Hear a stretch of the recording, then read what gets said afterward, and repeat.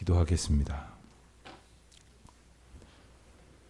하나님 아버지, 그 크신 은혜와 사랑을 다시금 감사드립니다. 하나님께서 저희들에게 오늘도 새로운 날을 주시고 특별히 부활주의를 은혜 가운데 보내고 난 첫 아침, 부활의 기쁨과 또한 부활을 통하여 허락하신 놀라운 은혜와 능력을 저희의 삶에 가득 채워주심 가운데에 이 아침 주의전을 사모하여 주님 앞에 나와 기쁘고 감사하고 즐거운 마음으로 나올 수 있도록 인도하여 주셨음을 진심으로 감사드립니다. 하나님께서 저희들에게 허락하신 그 구원의 은혜가 아니고서는 저희들이 어찌 하루하루를 살아갈 수 있겠습니까? 죽음으로 종결된다고 하는 절망 가운데 살아가는 이 세상 틈바구니에서 부활의 소망이 없이 저희들이 어찌 살아갈 수 있겠습니까? 하나님께서 베푸신 이 크고 놀라운 은혜를 저희들의 삶에 가득히 채우며 이제도 또한 그와 같은 은혜로 살아갈 수 있도록 오늘이 복되게 하시고 주의 은혜로 충만케 하여 주시기를 기도드립니다. 하나님, 어제는 부활주의를 보내며 오래간만에 만나는 성도들도 있었고 또한 새 예배당에서 처음으로 드리는 부활절 예배의 특별한 감격과 저희를 다시금 소생케 하셔서 생명력 있는 주님의 자녀로 살아갈 수 있도록 붙드시는 은혜를 깨닫게 하여 주셨습니다. 아버지 하나님, 특별히 저희들에게 다시금 성찬의 자리로 초대하여 주셔서 저희가 예수 그리스도의 보혈과 그리고 찢기신 몸을 통하여 그리스도와 하나가 되게 하시고 또한 같은 잔과 떡을 나눈 공동체로서 믿음 안에서 한 가족 되어짐을 분명히 깨달을 수 있도록 하여 주셨으니 그 은총 가운데에서 다시금 한 마음 한 뜻으로 한 가지 사명 앞에 충성을 다하는 믿음의 공동체로 든든히 세워져 가게 하여 주시기를 기도드립니다. 하나님, 간절히 바라고 나옵기는 저희들만 부활의 기쁨으로 사는 것이 아니라 이 세상이 예수 그리스도의 부활이 주는 큰 은혜와 기쁨을 깨달을 수 있도록 그 부활의 사건, 그 은혜의 사건 앞에서 저희들이 그저 감격으로 그칠 것이 아니요 부활의 증인으로 살아가는 귀하고 복된 하루하루가 되게 하여 주시기를 기도드립니다. 하나님, 오늘은 특별히 이 지역의 여러 교회가 연합하여 또한 이 지역을 섬기는 공직자들과 함께 부활절 연합 예배로 또한 모이는 날이기도 합니다. 하나님, 이 지역에 교회를 세우시고 그 교회가 흩어져 각 지역을 복음으로 섬겨 나아갈 수 있도록 하나님 안에서 연합하여 이 지역이 정녕 하나님의 말씀과 사랑과 섬김과 나눔으로 풍성한 공동체가 될 수 있도록 도와주시옵시고 흩어져 있는 각 교회가 주어진 사명 잘 감당할 수 있게 하실 뿐만 아니라 이제 흩어져 살아가는 모든 성도들이 그와 같은 은혜를 누리게 하여 주시옵소서. 하나님, 우리 성도들도 오늘 또한 여러 삶의 자리에서 흩어져 있을 것이나 그 자리가 사명의 자리임을 잊지 않게 하여 주시옵시고 부활의 감격을 누릴 뿐 아니라 증거함으로 하나님께서 땅끝까지 복음을 전하며 제자 삼으라고 하신 귀한 전도자의 사명을 오늘 살아가는 감격으로 충만케 하여 주시옵소서. 병중에 있는 우리 교우들 주님 다 아십니다. 특별히 연약함 가운데에 하나님의 은혜를 구하고 있는 모든 주의 자녀들에게 하늘의 신령한 은혜와 땅의 복을 더하여 주시옵시고 특별히 내일을 위하여 오늘 애쓰고 수고하는 우리 자녀들 또한 군문에 나가 있는 자녀들과 유학 중에 있는 젊은이들 오늘도 분투하며 애쓰며 주님 주신 그 믿음의 길을 걸어가고자 애쓸 모든 성도들에게 하늘의 복과 땅의 은혜를 풍성히 얻을 뿐 아니라 그 은혜로 말미암아 주님을 기쁘시게 찬송하며 살게 하여 주시옵소서. 이제 돌아오는 주일 저희들은 입당 예배를 드리려고 합니다. 하나님께서 예비하신 대로 이제 온 교회가 함께 모여 특별히 저희 교회와 연합하고 협력하는 여러 기관과 단체들, 그리고 함께 우리 교회를 위해서 기도해 주셨던 많은 분들을 초청하여 주님이 우리에게 베푸신 은혜를 함께 증거하며 찬양하고자 하오니 그 시간이 참으로 주의 이름 높여지는 시간 되게 하여 주시옵시고, 주의 놀라운 은총이 증거되는 증언의 자리가 또한 되게 하여 주옵소서. 이 아침도 오직 주의 말씀을 구하오며 예수 그리스도의 이름으로 기도드립니다. 아멘. 마태복음 28장 11절로 20절까지 마태복음의 마지막 부분을 오늘 함께 봉독하겠습니다. 마태복음 28장 11절로 20절까지 말씀 우리 다 함께 한 목소리로 봉독하겠습니다. 여자들이 갈 때 경비병 중 몇이 성에 들어가 모든 된 일을 대제사장들에게 알리니 그들이 장로들과 함께 모여 의논하고 군인들에게 돈을 많이 주며 이르되 너희는 말하기를 그의 제자들이 밤에 와서 우리가 잘 때에 그를 도둑질하여 갔다 하라. 만일 이 말이 총독에게 들리면 우리가 권하여 너희로 근심하지 않게 하리라 하니 군인들이 돈을 받고 가르친 대로 하였으니 이 말이 오늘날까지 유대인 가운데 두루 퍼지니라. 11 제자가 갈릴리에 가서 예수께서 지시하신 땅산에 이르러 예수를 배웠고 경배하나 아직도 의심하는 사람들이 있더라. 예수께서 나와 말씀하여 이르시되 하늘과 땅의 모든 권세를 내게 주셨으니 그러므로 너희는 가서 모든 민족을 제자로 삼아 아버지와 아들과 성령의 이름으로 세례를 베풀고 내가 너희에게 분부한 모든 것을 가르쳐 지키게 하라. 볼지어다 내가 세상 끝날까지 너희와 항상 함께 있으리라 하시니라. 아멘. 오늘 마태복음의 제일 마지막 부분을 보게 됩니다. 우리가 어떤 책을 읽든지 그 책을 읽으면서 늘 염두에 두어야 할 것은 저자가 무엇을 말하려는가 하는 것이라 생각이 듭니다. 이 구체적으로 그렇다면 이 마태는 이 복음서를 기록하면서 어떠한 의도를 가졌을까? 우리가 생각해 볼 필요가 있죠. 그런데 성경의 저자는 성령의 감동으로 된 것이라 하셨으니 마태의 손끝을 통해서 이 복음서를 기록해 주신 성령의 뜻하신 바는 무엇일까를 또한 우리는 생각을 해야 할 것이겠습니다. 하나님께서 여러 복음서 가운데 또한 마태복음을 구별을 하여 쓰게 하신 이유는 또한 무엇일까도 생각해 볼 필요가 있겠습니다. 그런 측면에서 신약 성경을 연구하는 분들은 이 복음서의 미세한 차이들에 대해서 오랫동안 연구해 왔습니다. 그 차이 중에 하나가 바로 어떤 독자층들을 염두에 두고 기록했을 것이다 하는 그러한 해석이고 이것은 정통한 해석으로 받아들여지고 있습니다. 그런 측면에서 볼 때에 마태는 특별히 모든 사람들에게 예수 그리스도의 행적이 전해져야 하기를 원하지만 그 가운데에서도 특별히 이스라엘 사람들, 유대 민족, 유대인들이 말씀을 통하여 알기를 원하는 그러한 더욱더 중요하게 보고 있는 내용이 있었으니 그것이 바로 예수 그리스도의 하나님 되심입니다.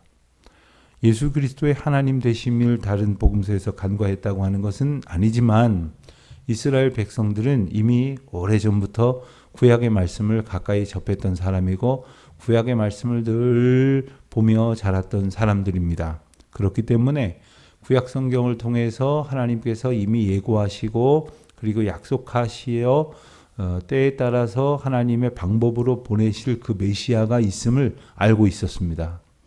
그런데 그분이 바로 이분이다 라는 핵심적인 내용이 바로 이 마태복음이 강조하고 있는 것이라고 할 수 있습니다. 그러니까 마태복음을 읽고 그 구약 성경에서 약속하신 그분이 바로 이분이라는 것을 놓치면 전부를 놓쳐버린 것이나 다름이 없는 겁니다. 오늘 본문 마지막 장면까지도 마태는 그것을 어찌하든지 증거하려고 하고 있습니다. 그래서 오직 예수 그리스도만이 메시아라고 하는 사실을 증거하기 위해서 이 복음서를 끝까지 써내려 갔고, 또 한 가지 중요한 의도가 있음을 덧붙인다면 오직 예수 그리스도만을 증거할 뿐만 아니라 오직 예수 그리스도를 증거하는 사람들이 되도록 권면하는 내용이 바로 마태복음의 백미를 장식하고 있다, 이렇게 말할 수가 있겠습니다. 오늘 본문에서 우리는 어제 읽은 본문 28장 앞부분에 이어서 예수님의 그 부활하신 후에 그 일어난 사건들, 빈 무덤 주변에서 일어난 사건들을 보게 됩니다.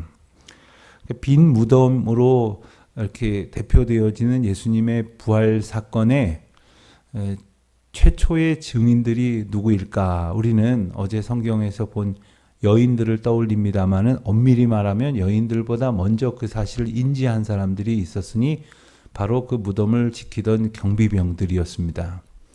그 경비병들이 먼저 그 사실을 깨닫고 어떻게 했느냐? 우선 우리가 추정할 수 있는 것은 두 마리아가 무덤에 갔을 때에 천사가 맞이하였지만 아무도 없었음을 우리가 기억한다면 그곳을 지키고 있었던 경비병들이 온데간데 없이 사라졌다는 것이고, 오늘 본문을 통해서 앞뒤를 맞춰보면 그들은 달아났거나 아니면 그들 중에 몇 사람은 이제 장로들과 대제사장들, 그리고 그들을 그 경비 세웠던 그들이 상사라고 할 수 있겠죠. 이들에게 가서 정황을 알렸다고 했습니다. 만약 그것이 그들의 귀책 사유였다고 한다면 그들은 크게 질책을 받았겠으나, 오늘 말씀해 보면 그 이야기를 전해들은 대제사장들과 장로들이 그 군인들을 오히려 돈을 많이 주면서 매수를 합니다. 만약 이들이 잘못했다고 하면 당장 포박을 하여서 이들이 더 큰 벌을 받을런지도 모르겠습니다만은 그들에게 돈을 주어서 매수를 하면서 13절에서 뭐라고 말하라고 하게 합니까?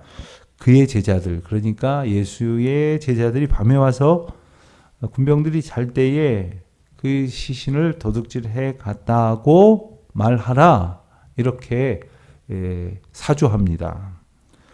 그래서 15절에 보면은 군인들이 돈을 받고 가르친 대로 하였기 때문에 예수님의 시신이 누군가에 의해서 탈취됐다. 그리고 또 바로 예수의 제자들에 의해서 도둑질되었다. 그래서 소위 시체 도적설이라는 말도 안 되는 이야기가 유대인들 사이에서 이제 널리 퍼졌다 하는 이야기를 본문이 소개를 하고 있는 겁니다. 자, 그렇다면 여러분들이 경비병이라면 어떤 생각이 드시겠습니까? 1차적으로 내가 이것을 경비하는 책임을 맡았는데 경비해야 할 시신이 없어졌으니 그 책임이 나에게도 돌아오지 않겠습니까? 결국에는 내가 책임져야 될 상황이 되지 않겠습니까? 앞서 말씀 본 대로 대제사장들과 장로들은 그들에게 오히려 돈을 주어서 매수를 하고는, 그리고는 덧붙이기를 14절에 이 말이 총독에게 들리면 우리로 권하여 너희로 근심하지 않게 하리라. 뒷일에 탈이 없도록 할 테니까 시키는 대로 해라. 그러면서 어찌하든지 간에 이 시신의 행방에 따른 여파를 자기들 마음대로 이제 해석하고 조작하려고 하고 있는 겁니다. 자, 여기에서 우리는 하나님이 예수 그리스도를 보내시고 그 아들 예수 그리스도가 메시아가 되셔서 구원의 놀라운 역사를 이루셨을 뿐 아니라 무덤가를 지키고 있던 백부장이 이분은 정말 그냥 이렇게 달리실 죄인이 아니라 바로 메시아셨구나는 사실을 가장 가까이에서 가장 확실히 깨닫는 사람이 생겨나는 것처럼, 이제 종교 권력자들도 그것을 분명히 알고 있었음에도 불구하고 그들은 어찌하든지 자기들의 종교적 권력, 그리고 이 로마가 유대를 다스리고 있는 그 상황 속에서 그 지역을 자기네들이 점유하고 있는 그 어떤 영적 영향력을 계속해서 행사하기 위해서, 그러니까 자기들의 이익을 자기 중심적으로 생각하느라고 하나님의 뜻이나 하나님의 역사나 예수 그리스도의 하나님 되심이나 부활의 사건을 통해서 이 엄청난 일을 하나님께서 직접 보여주셨다는 이런 모든 것들은 하나도 그들의 안중에 없는 겁니다. 인간이 영적으로 눈을 뜨면 그 어떤 것보다 하나님의 역사가 가장 소중하지만 반대로 여기에 눈이 가려져 버리면 그 놀라운 역사가 우리 주변에 가득히 채워짐에도 불구하고 하나도 중요하지 않습니다. 그저 내 돈 몇 푼, 내가 가지고 있는 권한, 책임, 지위, 그리고 내가 가지고 있었던 모든 기득권들, 사람들에게 어떤 소리 들을 것인가, 남들이 나를 뭐라고 할 것인가, 이런 것에만 온통 주목하게 되어진다는 사실을 우리는 다시금 이제 깨닫게 되어지는 겁니다. 가장 가까이에서 최초의 증인이 될 수 있었던 사람이 바로 군병들인데 최초의 거짓 증언자들이 된 사람이 되고 말았습니다. 우리는 어떻습니까? 우리는 예수 그리스도의 놀라운 은혜의 역사를 한평생 나름대로 보시면서 사시지 않았습니까? 그렇기 때문에 우리는 예수 그리스도의 하나님 되심에 대하여 증인될 수 있는 특권을 얻었습니다. 그런데 과연 우리가 증인으로 살아가고 있느냐? 아니면 이렇게 사소한 이익에 따라서 거짓 증언자가 되기를 서슴지 않는 사람들이냐 하는 것을 우리는 깊이 생각을 해보지 않을 수 없을 것입니다. 자, 이제 16절 이하로 넘어가면 열한 제자에게 전해진 소식에 따라서 갈릴리로 가라 하셨으니 갈릴리로 제자들이 가룟 유다를 제외한 11 제자들이 가게 되었습니다. 그리고 예수님께서 구체적으로 지시한 산에 그들이 모두가 알고 있는 어떤 장소이겠죠. 그 장소로 가게 되어 예수를 뵙고 경배하였습니다. 그리고 그 이후에 나오는 내용은 너무나 잘 압니다. 예수님께서 소위 지상 명령, 마지막 사명을 남기시는 내용이 나옵니다. 그런데 흥미롭게도 그 엄청난 마지막 사명과 예수님의 어떤 예수님께서 하시고자 하셨던 일들을 위임하는 대위임령의 귀한 사건 앞에 17절이 뭐라고 설명하고 있냐면 아직도 의심하는 사람들이 있더라 했습니다. 저는 때때로 이 말씀이 위로가 되기도 한다고 해야 될까요? 하나님께서 아주 훌륭하고 아주 믿음이 출중하고 모든 사람들보다 손색이 없는 그런 사람들에게만 사명을 주시는 것이 아니라 때로는 이렇게 연약하고 때로는 왔다 갔다 하고 때로는 믿는다고 하지만 여전히 갸우뚱 의심하고 자기 중심적으로 자기 인식의 한계 속에서 헛소리하는 그러한 존재들에게도 하나님께서는 함께 하심으로 도우셔서 사명을 주신다는 사실을 우리는 감사함으로 기억해야 할 것이겠습니다. 또 우리가 사명을 받았지만 여전히 우리는 연약한 존재고 어리석은 존재라고 하는 사실을 기억하면서 땅끝까지 이르러 세상 끝날까지 내가 너희와 함께 하시겠다 하신 그 약속을 힘입어서 제가 비록 사명을 받았지만 주님이 함께 하시지 않으면 어찌할 수 있겠습니까? 하는 그러한 소망을 가지고 우리에게 주신 사명을 늘 감당하도록 힘써야 할 것이겠습니다. 두 가지를 더 생각을 해보기를 원하는데 하나는 이 사명을 주심을 왜 굳이 갈릴리로 오게 하셨을까 하는 겁니다. 그냥 예루살렘에서 제자들을 배석해 놓고 마치 온갖 기자들을 다 불러놓고 저 길 건너에 있는 대제사장이나 서기관들이나 장로들이나 종교 권력자들이 다 보는 앞에서 아니 전 세계로 유튜브로 중계되는 가운데 그냥 폼나게 기자회견을 한번 하셨으면 어떠셨을까? 예수님께서 그런 방법을 사용하시지 않으신 것은 그것이 세상의 목적이 세상에 오신 목적이 아니기 때문입니다. 그것은 바로 예수님께서 하실 일이 아니라 믿는 자들의 믿음의 고백을 통해서 그들이 가지고 있는 사명을 통해서 이루어 가시려고 하시기 원하셨기 때문입니다. 모든 사람들이 알게 하는 길은 단번에 얼마든지 간단하게 할 수도 있을 것입니다마는 그러한 과정 속에는 모든 사람들을 알게 하는 사명을 가진 자의 감격이 채워지지 않게 될 것입니다.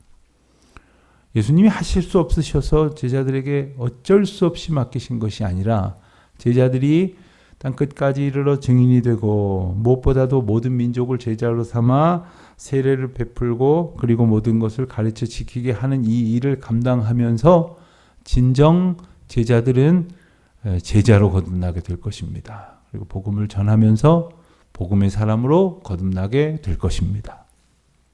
당장 한번 해보십시오. 누군가에게 아주 예수님을 하나도 모른다고 말하는 분이 계시다면 그야말로 생짜배기 기독교에 관해서 초보자가 있다고 그런 분이 여러분 주변에 계시다면 그분 앞에 복음을 한번 전해보십시오. 내가 얼마나 무식한지를 깨닫게 됩니다. 이게 복음을 전한다는 것이 어려운 일이 아닌데 이 복음을 전하는 일이 나는 분명히 믿지만 이렇게 누군가를 믿게 하는 것이 사실 간단하지 않습니다. 그의 수준에 맞춰서 잘 전해야 되는데 그러기 위해서는 나의 확실한 증언이 있어야 되고 나의 확실한 고백이 있어야 됩니다. 그리고 나의 확신이 담겨져 있어야 됩니다. 그러나 그것만 가지고는 안 됩니다. 성령께서 우리 가운데 함께 하심으로 나의 마음과 생각과 뜻과 입술을 주장하셔서 나의 말씀에 권능을 세워 부어주시고 그리고 하나님의 영적인 권세가 함께하여서 그 복음이 선포될 수 있도록 하기 위하여는 우리가 하나님께서 주신 이 사명과 그리고 예수님을 통하여 주신 이 복음의 권세를 가지지 않고서는 불가능한 일입니다. 복음을 전하다 보면 내가 잘 모르는 형편이구나 하는 것을 알지만 기도하면서 복음을 전하는 중에 나는 복음을 전할 수 있는 그러한 감격을 가지게 되고 이 복음이 나를 통하여 증거되어졌는데 나에게 복음이 채워지는 역사가 있게 됩니다. 마치 저는 그래서 이 호수 같다고 생각이 들어요. 우리 옥상에 아주 예쁜 정원을 만들어 놨습니다. 그 중에 물이 자동적으로 이렇게 뿌려지도록 설치가 되어 있는 것도 있고 또 몇 군데는 물을 이렇게 뿌려줘야 됩니다. 가끔 올라가서 이렇게 물을 뿌리면 참 재미도 있고 좋습니다. 그런데 저 수도꼭지에서 긴 호스를 가져다가 물을 틀어서 뿌려주는데 물은 저기서 나오지만 이쪽에다가 뿌려주려면 호스가 필요합니다. 물을 틀어서 한참이 지나면 그 호스 비어져 있던 공간에 물이 가득 채워진 다음에 비로소 물이 뿌려집니다. 물이 필요한 꽃과 화초에 물이 뿌려지는 동안에 이 호수가 물로 가득 찬다는 거예요. 별거 아닌 것 같지만 우리가 예수 그리스도를 증거하는 증인의 삶을 살아가는 동안 우리는 예수로 가득 차다는 것을, 가득 채워져서 충만하게 된다는 것을, 어쩌면 우리로 인해서 듣는 자보다 그에게 들려지도록 단지 호수의 역할을 하고 있는 우리가 더 예수로 충만하게 된다는 사실을 우리는 깨닫게 되어지는 것입니다. 이 사명은 숙제가 아닙니다. 은혜입니다. 땅끝까지 복음을 전하라. 모든 민족으로 제자를 삼으라.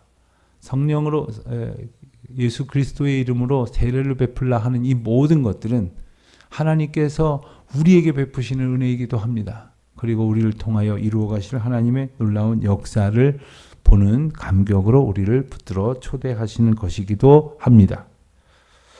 갈릴리로 부르신 예수님께서는 갈릴리를 삶의 자리로 여겨왔던 그들에게 이 모든 귀한 은혜와 사명이 어디 거창하고 대단한 상황과 장소에서 시작되는 것이 아니라 우리의 삶의 자리에서 시작이 되고 있음을 분명히 알려주십니다.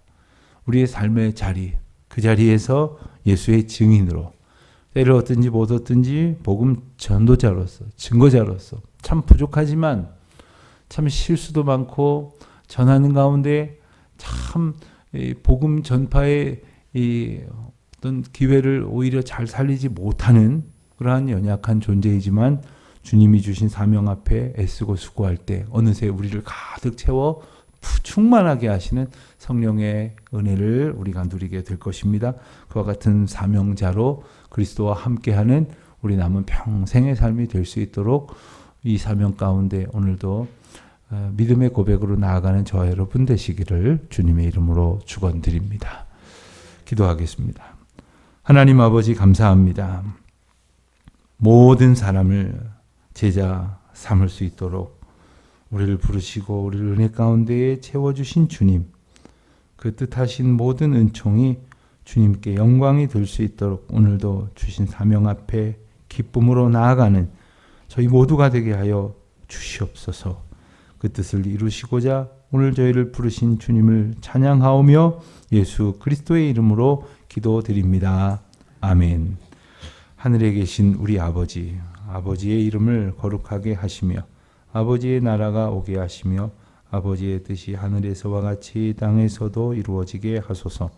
오늘 우리에게 일용할 양식을 주시고 우리가 우리에게 잘못한 사람을 용서하여 준 것 같이 우리 죄를 용서하여 주시고 우리를 시험에 빠지지 않게 하시고 악에서 구하소서. 나라와 권능과 영광이 영원히 아버지의 것입니다. 아멘.